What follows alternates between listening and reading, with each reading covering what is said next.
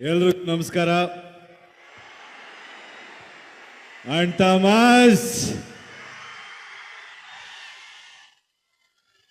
ತುಂಬಾ ಖುಷಿ ಆಗ್ತಿದೆ ನನಗೆ.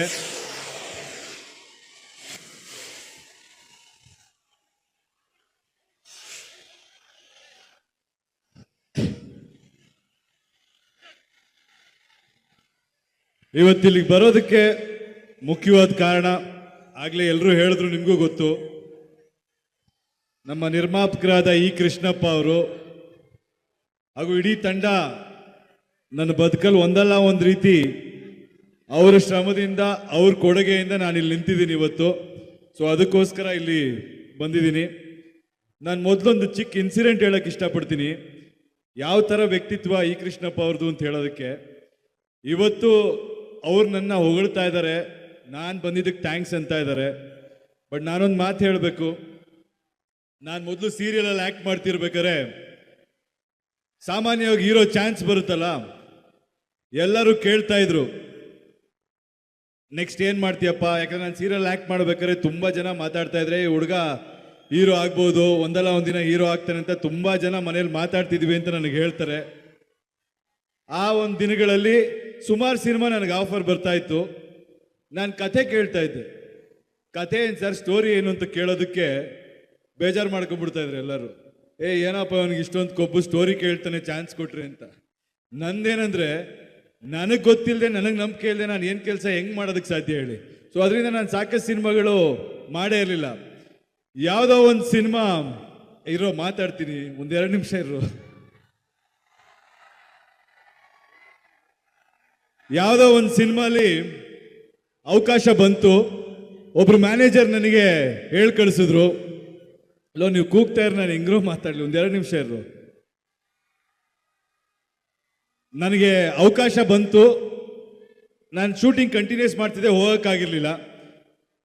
ಒಂದಿನ ಹೋದೆ, ಕೆಳಗಡೆ ಪ್ರೊಡಕ್ಷನ್ ಮ್ಯಾನೇಜರ್ ಸಿಕ್ಕಿದ್ರು. ಸಿಕ್ಕಿದ ತಕ್ಷಣ, ಎಲ್ಲಿ ಸರ್ ನಿಮ್ಮ ನಂಬರ್, ಎಲ್ಲಿಂದ ಹುಡ್ಕದ್ ಸರ್, ಕೈಗೆ ಸಿಗಲ್ವಲ್ಲ, ನೀವು ಅವತ್ತಿಂದ ನಿಮ್ಮನ್ನು ಮೀಟ್ ಮಾಡಬೇಕು ಅಂತ ನಮ್ಮ ಡೈರೆಕ್ಟರ್, ಪ್ರೊಡ್ಯೂಸರ್ ನೀವೇ ಬೇಕು ಅಂತ ಕಾಯ್ತಾ ಇದ್ದಾರೆ ಅಂತ ಹೇಳಿದ್ರು.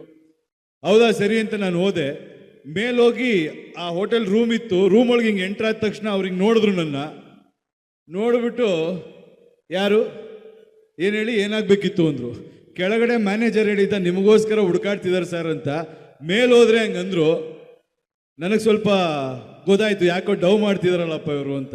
ನಮ್ಗಂಥ ವಿಷಯ ಬಂದರೆ ಸ್ವಲ್ಪ ಟ್ರಿಗರ್ ಆಗುತ್ತೆ ನ್ಯಾಚುರಲ್ ಆಗಿ. ಹೇಳಿ ಸರ್ ಏನು ಸಮಾಚಾರ, ಹಿಂಗೆ ಬರೋಕ್ಕೆ ಕೇಳಿದ್ರಂತೆ ಅಂದೆ. ಫೋಟೋ ಇದೆಯಾ ನಿಮ್ಮದು ಅಂದರು. ಇಲ್ಲ ಫೋಟೋ ಇಲ್ಲ ಅಂದೆ.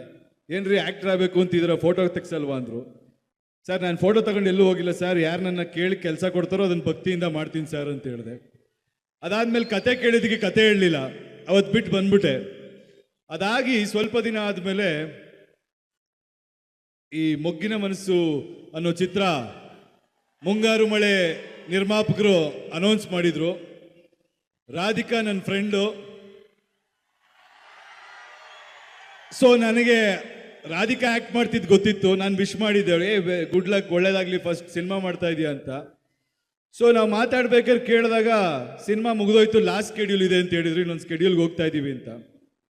ಸೊ ನನಗೆ ಫೋನ್ ಬಂತು ಇವ್ರ ಆಫೀಸಿಂದ, ಈ ಥರ ಬಂದು ಮಾತಾಡಿ ಅಂತ, ಶಶಾಂಕ್ ಅವ್ರ ಕಡೆಯಿಂದ. ಆ್ಯಂಡ್ ನಮ್ಮ ಗಂಗಣ್ಣ ಮತ್ತು ನಮ್ಮ ಗೋವಿಂದು ಅಂತ ನನ್ನ ಫ್ರೆಂಡ್ ಇದ್ದಾರೆ. ಸೊ ಯಾವಾಗ ನನಗೆ ಫೋನ್ ಬಂತು, ನಾನೊಂದ್ಸಲ ನೆಗ್ಲೆಕ್ಟ್ ಮಾಡಿದೆ. ಪಿಕ್ಚರೇ ಮುಗ್ದೋಗಿದೆ ಅಂತಿದ್ರೆ, ಯಾರೋ ಸುಮ್ಮನೆ ಕಾಗೆ ಹಾರಿಸ್ತಿರ್ಬೇಕು ಅಂತ ನಾನು ಅಷ್ಟು ಇಂಟ್ರೆಸ್ಟ್ ತೋರಿಸ್ಲಿಲ್ಲ. ಅದಾದಮೇಲೆ ನನಗೆ ಮತ್ತೆ ಫೋನ್ ಬಂತು, ಏನ್ರಿ ನಿಮಗೆ ಕರೆದ್ರೆ ಬಂದೇ ಇಲ್ಲ ನೀವು ಅಂತ.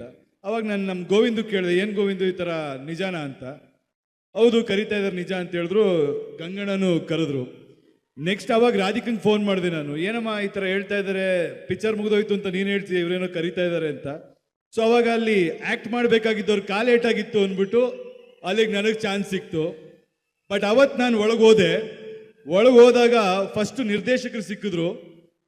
ಅವ್ರ ಕತೆ ಕೇಳಿದ ತಕ್ಷಣ ನೀಟಾಗಿ ಕತೆ ಹೇಳ್ಬಿಟ್ರು, ಸಾಂಗ್ಸು ಕೇಳಿಸ್ಬಿಟ್ರು ಶಶಾಂಕ್ ಅವರು. ಸೊ ಅದಕ್ಕೆ ನನಗೆ ಇವತ್ತಿಗೂ ಅವ್ರ ಮೇಲೆ ಅದೇ ರೆಸ್ಪೆಕ್ಟು, ಅವತ್ತು ನನ್ನ ನಡೆಸ್ಕೊಂಡ ರೀತಿಗೆ.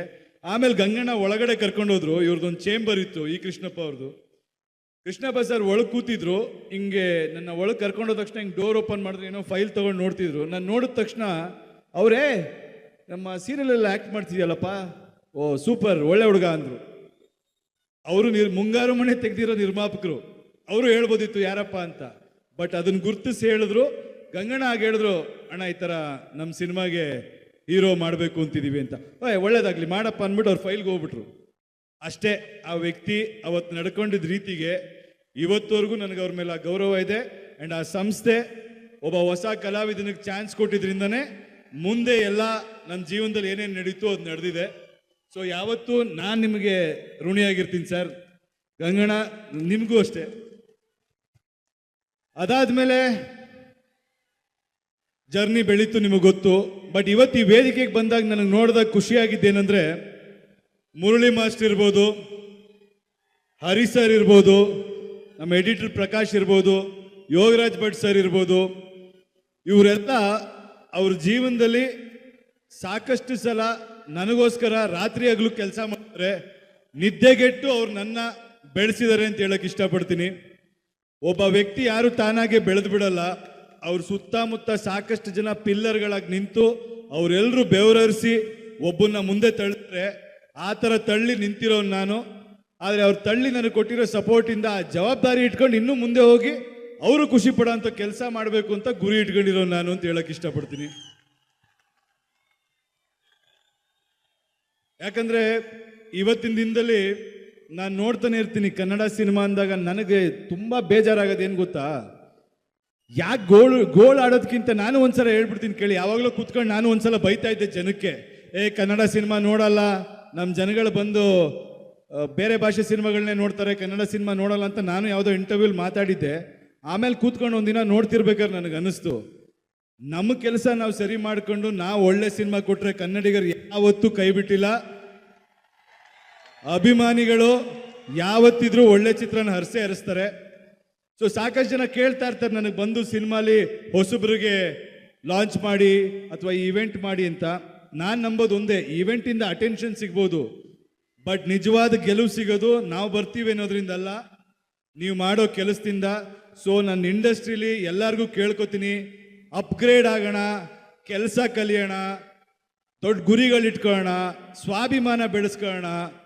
ಯಾರ ಮುಂದೇನು ನಾವು ಕಮ್ಮಿ ಅನ್ನೋ ಯೋಚನೆ ಇಟ್ಕೊಬೇಡಿ, ತಲೆ ತಗ್ಗಿಸ್ಬೇಡಿ. ಬೇಡೋದು ಬೇಡ, ಕಷ್ಟಪಟ್ಟು ಕೆಲಸ ಮಾಡೋಣ, ಬೇರೆಯವರೆಲ್ಲರೂ ನಮಗೆ ಗೌರವ ಕೊಡೋಂಗೆ ದುಡಿಯೋಣ. ಧೈರ್ಯವಾಗಿ ಬನ್ನಿ. ಈಗ ಯಂಗ್ಸ್ಟರ್ಸ್ ಬರ್ತಾ ಇದ್ದಾರೆ, ಹೊಸ ಜನ್ರೇಷನ್ ಹೀರೋಗಳು ಬರಬೇಕು. ನಾನು ಕೇಳೋದು ಒಂದೇನೆ, ಎಲ್ಲ ಆ್ಯಕ್ಟರ್ಗಳಿಗೂ ಆ್ಯಕ್ಟ್ರೆಸ್ಗಳಿಗೂ ಯಾರೇ ಬರ್ತೀನಿ ಅಂದ್ಕೊಂಡ್ರು, ಬರೀ ಸಿನಿಮಾಲಿ ಆ್ಯಕ್ಟಿಂಗ್ ಅಷ್ಟೇ ಸಿನಿಮಾ ಅಲ್ಲ. ನೀವು ಹೇಗೆ ಈ ಕರಿಯರ್ನ ನೀವು ರೂಪಿಸ್ಕೋಬೇಕು, ಡಿಸಿಪ್ಲಿನ್ ಹೇಗಿರಬೇಕು, ಟ್ರೆಂಡ್ ಏನಾಗ್ತಿದೆ, ನಿಮ್ಮ ಜವಾಬ್ದಾರಿ ಏನು ಅನ್ನೋ ತಿಳ್ಕೊಂಡು ನೀವು ಬರಬೇಕು. ನಿರ್ದೇಶಕರುಗಳು ಅಷ್ಟೇ, ನೀವು ಪ್ರಿಪೇರ್ ಆಗಿ ಎಲ್ಲರೂ ಬರಬೇಕು. ನೀವೆಲ್ಲ ಲಕ್ಕಿ, ನಿಮ್ಮ 3 ಜನ ಇಷ್ಟು ಒಳ್ಳೆ ಸಂಸ್ಥೆ, ಇಷ್ಟು ಒಳ್ಳೆ ನಿರ್ದೇಶಕರು, ಇಷ್ಟು ಒಳ್ಳೆ ತಂತ್ರಜ್ಞರ ಜೊತೆ ನೀವು ಕೆಲಸ ಮಾಡೋ ಅವಕಾಶ ಸಿಕ್ಕಿದೆ. ಇದನ್ನು ಉಪಯೋಗಿಸ್ಕೊಂಡು ನೀವು ತುಂಬ ಮುಂದೆ ಹೋಗಂಗಾಗಲಿ ಅಂತ ನಾನು ಕೇಳ್ಕೊತೀನಿ. ಇನ್ನು ನಿಮಗೆ ಇಷ್ಟೊತ್ತಿಂದ ನನಗೋಸ್ಕರ ಕಾದಿದ್ದೀರಾ. ನನ್ನ ಅಭಿಮಾನಿಗಳಿಗೆ ನಾವು ಋಣ ಹೆಂಗೆ ತೀರಿಸ್ಬೇಕೋ ಗೊತ್ತಿಲ್ಲ. ಪ್ರತಿ ಕ್ಷಣ ನೀವು ಕಿರ್ಚೋ ಆ ಒಂದೊಂದು ಆ ಎನರ್ಜಿ ಅಥವಾ ನೀವು ನಿಮ್ಮ ವಾಯ್ಸ್ ದಣಿವು ತಗೊಂಡು ನಮ್ಮ ಹೆಸರು ಕಿರಿಸ್ತೀರಾ, ಅದು ನನಗೆ ದೊಡ್ಡಸ್ಗೆ ತಂದು ಕೊಡಲ್ಲ, ಜವಾಬ್ದಾರಿ ತಂದು ಕೊಡುತ್ತೆ. ಅದು ಯಾವತ್ತೂ ಕುಗ್ಗಂಗೆ ನಾನು ನಡ್ಕೊಳ್ಳಲ್ಲ, ಮೇಲೋಗೋ ಥರ ನಡ್ಕೋತೀನಿ. ನಿಮ್ಮ ಆಶೀರ್ವಾದ ಇರಲಿ, ಎಲ್ರಿಗೂ ಒಳ್ಳೇದಾಗಲಿ. Thank you very much. ಇವತ್ತು ನಿಜವಾಗ್ಲೂ ವೇದಿಕೆ ಮೇಲೆ ಮಾಸ್ಟರ್ ಪೀಸ್ ಯಶ್ ಸರ್ ಅವರ ಒಂದು ಮಾಸ್ಟರ್ ಕ್ಲಾಸ್ ಕೇಳಿಸ್ತೀವಿ ನಾವೆಲ್ಲರೂ. Thank you so much Yash sir. ಇಷ್ಟು ಬ್ಯುಸಿ ಸ್ಕೆಡ್ಯೂಲ್ ಅಲ್ಲೂ ಕೂಡ ನಮಗೋಸ್ಕರ ಸಪೋರ್ಟ್ ಮಾಡೋದಕ್ಕೆ ಬಂದಿದ್ದಕ್ಕೆ thank you very very much sir. ನೀವು ಹೋಗೋಕ್ಕಿಂತ ಮುಂಚೆ ಮತ್ತೆ ನಾವು ಸಿಕ್ಕಾಪಟ್ಟೆ ಕಾಯ್ಬೇಕು ವೇದಿಕೆಯಲ್ಲಿ. ಟಾಕ್ಸಿಕ್ ಬಗ್ಗೆ ನಮ್ಮ ಅಭಿಮಾನಿಗಳೆಲ್ಲ ಒಂದೇನಾದ್ರೂ ಎಕ್ಸ್ಕ್ಲೂಸಿವ್ ಅಪ್ಡೇಟ್ ಸರ್, ನಿಮ್ಮ ಬಾಯಿಂದ ಆ ಮಾತು ಅದೆಲ್ಲ ಅವ್ರಿಗೆ ಗೊತ್ತಿರುತ್ತೆ. ಇವತ್ತು ಈ ಚಿತ್ರಕ್ಕೆ ಬಂದು ನಾನು ನನ್ನ ಚಿತ್ರದ ಬಗ್ಗೆ ಮಾತಾಡೋದು ಬೇಡ. ದಯವಿಟ್ಟು ಎಲ್ಲರೂ ಮನದ ಕಡಲು, ಸುಮುಖ್ ಅವರಾಗ್ಬೋದು, ರಾಶಿಕಾ ಅವರಾಗ್ಬೋದು, ಅಂಜಲಿ ಅವರಾಗ್ಬೋದು, ಇವ್ರ 3 ಜನಕ್ಕೂ ನಿಮ್ಮ ಆಶೀರ್ವಾದ ಕೊಡಿ. ನಾವು ಒಂದಿನ ಹೊಸಬ್ರಾಗಿದ್ದಾಗ ನೀವು ಒಂದು ಸಣ್ಣ ಪ್ರೋತ್ಸಾಹ ಕೊಟ್ಟಿದ್ದಕ್ಕೆ ನಾವು ಇವತ್ತಿಲ್ಲಿ ನಿಲ್ಲೋಕ್ಕೆ ಸಾಧ್ಯ. ಇವ್ರಿಗೆ ನಿಮ್ಮ ಆಶೀರ್ವಾದ ಇರಲಿ ಅಂತ ಕೇಳ್ಕೊತೀನಿ. ಟಾಕ್ಸಿಕ್ ಅಪ್ಡೇಟ್ ನಾನು ಕೊಡ್ತೀನಿರಪ್ಪ, ಕೆಲಸ ಮಾಡ್ತಾ ಇದ್ದೀನಿ, ನಂಬಿಕೆ ಇಟ್ಕೊಳ್ಳಿ, ದೊಡ್ಡದಾಗೇನೋ ಮಾಡ್ತಾ ಇದ್ದೀವಿ. Thank you. Thank you so much Yash sir. Thank you very much for gracing the show. ನಮ್ಮ ಪ್ರತಾಪಣ್ಣನ ಬಗ್ಗೆ ಹೇಳೋದು ಮರ್ತೋದೆ. ಪ್ರತಾಪಣ್ಣ, ಆಮೇಲೆ ನಮ್ಮ ಅರುಣ ಎಲ್ಲಿದಾರ ಗೊತ್ತಿಲ್ಲ, ಇವರೆಲ್ಲ ತುಂಬ ಕಷ್ಟಪಟ್ಟು ಮೊಗ್ಗಿನ ಮನಸ್ಸು ಚಿತ್ರದಲ್ಲಿ ಪಿಲ್ಲರ್ಗಳು ಇವರೆಲ್ಲ ನಮಗೆ. ಸೊ ಅವ್ರ ಬಗ್ಗೆನೂ ನಾನೊಂದು ಮಾತು ಹೇಳಬೇಕಿದ್ದು. Thank you ಪ್ರತಾಪಣ್ಣ. ಸ್ವಾದಿಷ್ಟತೆಯ ಸ್ವಾದ, ತಾಜಾತನದ ಆಹ್ಲಾದ, ಉತ್ತಮ ಆರೋಗ್ಯ ಮತ್ತು ಹೆಚ್ಚಿನ ರೋಗ ನಿರೋಧಕ ಶಕ್ತಿಯ ವೃದ್ಧಿಗೆ ಈಗ ನಿಮಗೆ ಸಿಗುತ್ತಿದೆ ಉತ್ತಮ ಗುಣಮಟ್ಟದ ಪೌಷ್ಟಿಕಾಂಶ Shri Vaidik millet health mix. ಇದು ಸಿರಿಧಾನ್ಯಗಳ ಸಂಪತ್ತು.